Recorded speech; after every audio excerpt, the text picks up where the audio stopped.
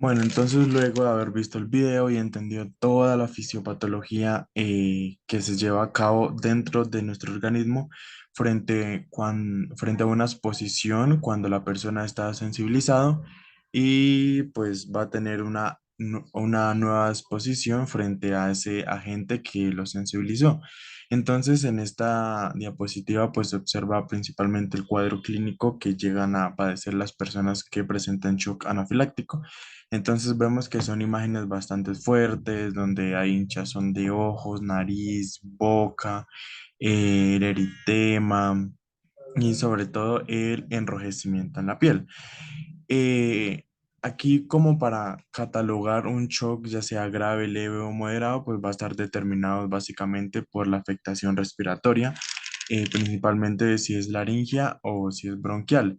Entonces, el cuadro grave, pues es cuando hay presencia de cianosis, el color azul, ya sea en las uñas, en los labios o alrededor de los ojos, cuando se presenta una saturación de oxígeno menor al 95%, cuando hay paro cardiorrespiratorio, hipotensión, shock, disritmia, bradicardia, paro cardíaco, confusión y pues pérdida de la conciencia son los que van a marcar ya sea leve, moderado o grave un shock anafiláctico.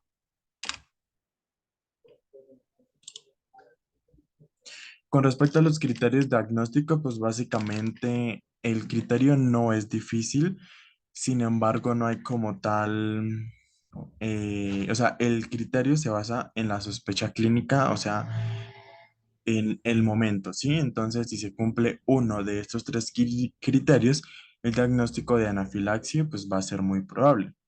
Entonces empezamos con el número uno, que es el inicio agudo, que es de minutos a horas, en la que se presentan las manifestaciones en la piel o en las mucosas junto a con algún otro síntoma. ¿Qué síntoma?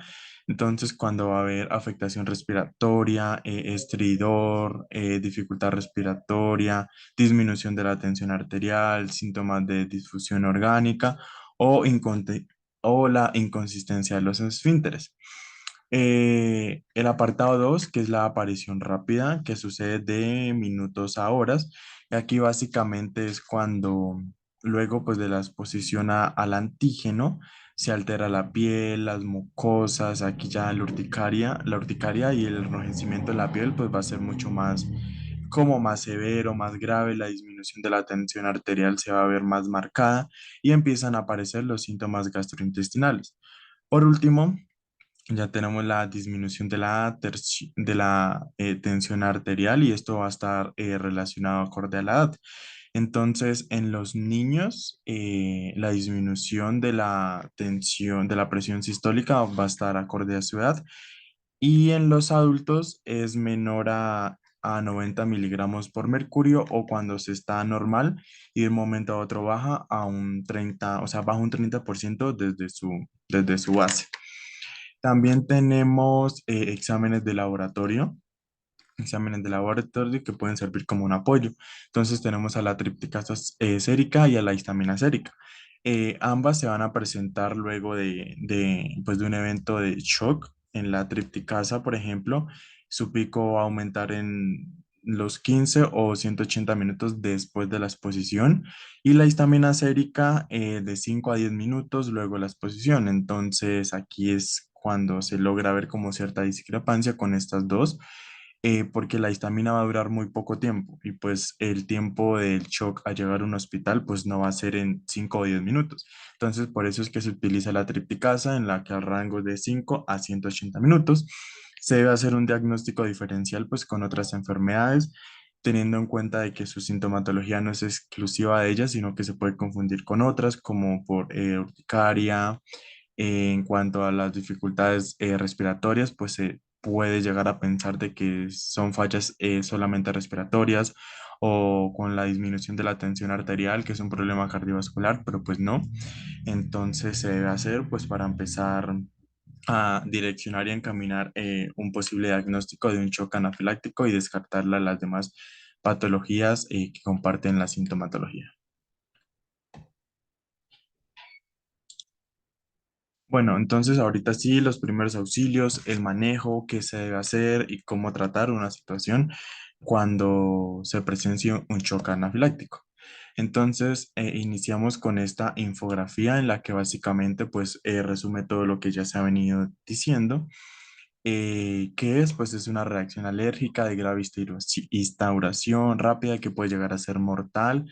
Se manifiesta en forma de abones rojizos, baja la presión arterial, falta de aires y mareo. Pero bueno, lo que nos compete es aquí es cómo reaccionar ante un ataque, ante un shock anafiláctico. Entonces, lo primero que aunque no está puesto como tal en la diapositiva, pero en los artículos se menciona de que sí o sí se debe mantener la calma, pues porque ya hay una persona que está sufriendo, un paciente, y lo que menos queremos es ya no tener un paciente afectado, sino dos pacientes por un estado de angustia, de miedo, pues de zozobra, de saber qué va a pasar con él y cómo actuar. Entonces, por eso, lo primordial, mantener la calma. Dos, solicitar ayuda médica, llamar al número de emergencias, a una ambulancia. Y mientras llegue la ambulancia, pues se pueden hacer ciertos pasos para actuar de manera rápida, pues porque la eficacia del tratamiento va a ser en la velocidad y en la manera en la que se actúa. Entonces, primero va a ser colocar a la persona tumbada con las piernas elevadas para aumentar el flujo sanguíneo, teniendo en cuenta que durante todo el proceso del shock, pues los vasos sanguíneos se van a engrosar y o sea, van a mermar el flujo sanguíneo, entonces se elevan las piernas para favorecer el flujo sanguíneo en la demás parte del cuerpo. Cuando la persona vomita o ahoga, pues se debe sentar para facilitar la respiración. En dado caso de que las personas pues tengan antecedentes de generar un shock, pues sí o sí estas personas deben cargar consigo un bolígrafo de el medicamento que se utiliza, que es la epinefrina o la adrenalina. Entonces, todos estos son autoinyectables, son fáciles. Más adelante se mostrará un video de cómo es la administración. Pues básicamente se va a masajear la zona, se administra y se espera hasta que llegue la ambulancia. Esa va a ser como la acción inicial. Ya como tal, se debe hacer la evaluación rápida de eh, los signos, la evaluación rápida basada en el ABCD de los primeros auxilios. Entonces aquí se evalúa la respiración, la circulación, el pulso y demás. Además de mirar el estado de conciencia que se debe tener en cuenta una escala de Glasgow menor a 8, la valoración cardiopulmonar, la permeabilidad de la vía aérea en dado caso de que la persona pues esté ahogando, una máscara de oxígeno, retirar obviamente el alergeno, alejarlo y si se está como en un lugar muy concurrido pues se debe tratar de alejar a esta persona o tratar de crear como un círculo que separe a las demás personas y a la persona afectada para no sofocarla. Se debe preguntar pues qué estaba haciendo, qué consumió, qué no, qué sí, pues para tener un más o menos un direccionamiento de lo que se pueda decir al momento de, pues, de que llegue la ambulancia. Aquí se presentan dos situaciones, entonces, ¿qué hacer en la clínica y qué hacer en lo cotidiano? Entonces, en la clínica, pues recordando que los mastocitos van a ser los encargados de la liberación de la histamina, que de una cierta manera, pues esta interacción va a generar afectación en la piel, cardiovascular, pulmonar y gastrointestinal. Entonces, en la clínica lo primero que va a hacer cuando se presenta una reacción, pues es obviamente eliminar la causa. Si se está administrando pues un medicamento, suspender inmediatamente y pues de una vez administrar epinefrina o adrenalina por vía intravenosa o intramuscular.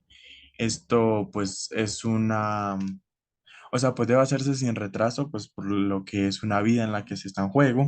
Adicionalmente, si la persona tiene pues problemas para, para respirar, pues se va a hacer una intubación orotraqueal y la persona si realmente pues está un poquito complicada, se le va a administrar líquidos intravenosos en concentraciones de 125 mililitros por hora, aunque existen otros medicamentos como los anti-H1, los esteroides, el metil, el azul de metileno, que se tienen en cuenta en la literatura, pero que experimentalmente no están destinados para un shock anafiláctico, sino que están para el manejo de otras patologías con la sintomatología pues que comparten. Y con respecto a lo cotidiano, pues como lo mencionaba, el valorar el ABCDE de los primeros auxilios, vía aérea, la respiración, la circulación, el déficit neurológico y la exposición. Entonces, aquí en esta infografía nos dicen qué hacer. Entonces, primero, la calma. Después, colocar a la persona en una posición cómoda, tumbada, con las piernas hacia arriba para aumentar el flujo sanguíneo. Eso es cuando las personas están conscientes. Y cuando las personas estén inconscientes, pues no se puede hacer este movimiento, sino que se dejan acostadas y se voltean en posición de seguridad. Se cubren con con mantas o cobijas para no perder el calor corporal. Se evitan los cambios de posturas bruscos en caso de vómito o ahogo, pues colocar a la persona en posición sentado, comprobar si tiene o no, pues ya sea adrenalina o epinefrina, administrársela, esperar y en el último de los casos, en caso de que pues, esté presentando una parada cardiorrespiratoria, hay que iniciar las maniobras de RCP hasta el momento de que llegue la ambulancia.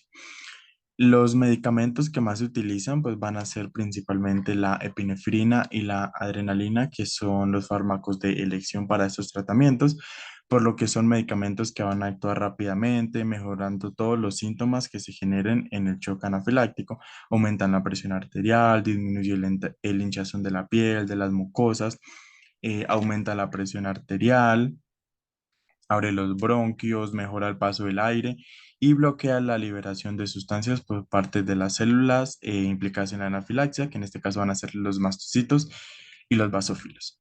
La administración de la epinefrina y la adrenalina se dan proporción de 0,01 miligramos por kilogramos o es lo mismo a decir 0,1 mililitros por kilogramo. Se va a administrar un máximo de 0,3 a 0,5 miligramos y en adultos, pues debe esta concentración en una solución de 1 por 1000, es decir, 0,3 a 0,5 miligramos de la misma solución. Y la administración en niños debe hacerse de igual manera por cada 10 kilogramos de peso del menor. Y según la evolución o no, pues puede administrarse la adrenalina cada 10 o 15 minutos, pero no máximo de 3 dosis. O sea, sí se pueden administrar 3 dosis como máximo.